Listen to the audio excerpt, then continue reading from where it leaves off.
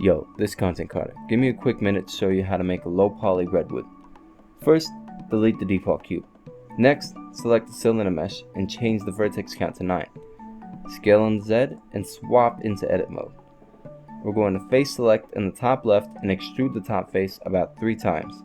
Then we're going to zoom out and extrude 4 more times from the largest to the smallest, pretty much creating the trunk of the tree here. Then we're going to swap into vertex select mode and select the top vertices.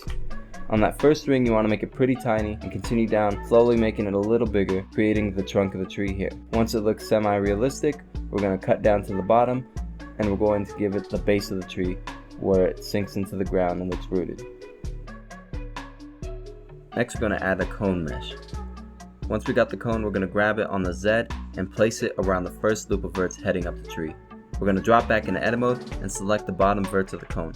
We're going to extrude that twice, and on the second extrusion, we're going to right click and merge it at the center. Then we're going to turn on proportional editing, grab the bottom of the verts on the Z and scroll wheel that will affect the proportional edits. Once we place it close enough but still under the top vert, we're going to select the inner ring of verts, turn off proportional editing, scale up the inner ring to make the cone thinner, and then we're going to, on the bottom lip of the cone, throw in a loop cut after every 2 faces. Then we're going to select all 3 edges created from the loop cuts in edge mode, and we're going to grab them on the Z about halfway up. Then grab it on the X and the Y axis to flatten it back down until it looks about the shape of the original cone but with these cuts in it.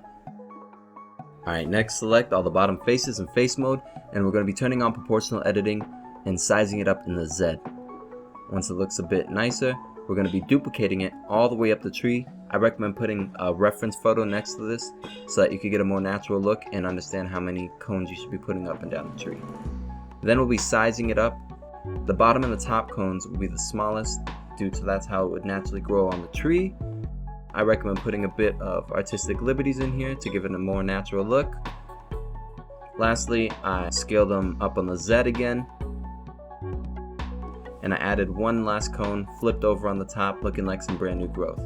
Then I selected every other cone and I rotated them just so that all those little cuts in the tree looked a bit different and varied. Now add a plane mesh and rotate on the Y axis. You could go on the bottom left and make it a perfect 90 degrees. Then I'm going to resize as big as the tree and grab it and move it next to the tree. Once you've done that, you can head on over to the shading tab and add a new material, and next to that you can put an image texture. We're going to connect the colors and we're going to look for the photo on our computer. Once we've done that, rotate it until it's facing right side up, and then we're going to head on over back to the layout tab and making sure that viewport shading is on. Now on the right, go to the materials tab, select the tree base and add a material. We're going to select the base color with the eyedropper and click and hold over the photo until you find the color that you want. We're going to continue selecting each mesh and redoing the same process up the tree till you get 3 greens. Then after selecting the next cone, go to the drop down tab and select one of the previously created colors for each of the new cone at random. Once done, you can delete the plane next to the photo, but don't forget to save your work. You could also go to File, Export, FBX to use the tree in another program like Unity. Please kiss that like button and subscribe if you want more. Thank you.